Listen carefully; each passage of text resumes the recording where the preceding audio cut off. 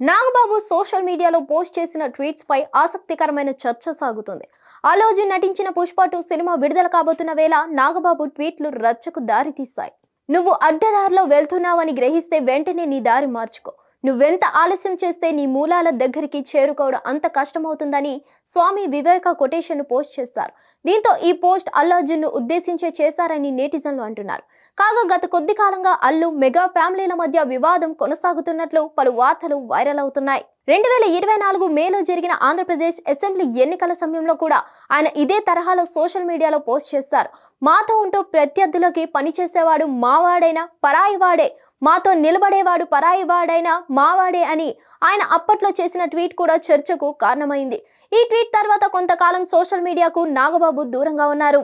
ఎన్నికల సమయంలో నంద్యాల అసెంబ్లీ స్థానం నుంచి వైఎస్ఆర్సీపీ అభ్యర్థిగా బరిలోకి దిగిన శిల్పా రవిరెడ్డికి మద్దతుగా అల్లు అర్జున్ ప్రచారం చేశారు. పవన్ కళ్యాణ్ టీడీపీ కూటమిలో ఉన్నారు.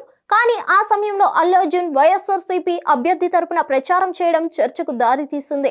ఈ ఘటన కూడా అల్లు అర్జున్ పవన్ కళ్యాణ్ అభిమానులకు మధ్య గ్యాప్ ను మరింత పెంచిందనే ప్రచారం కూడా ఉంది.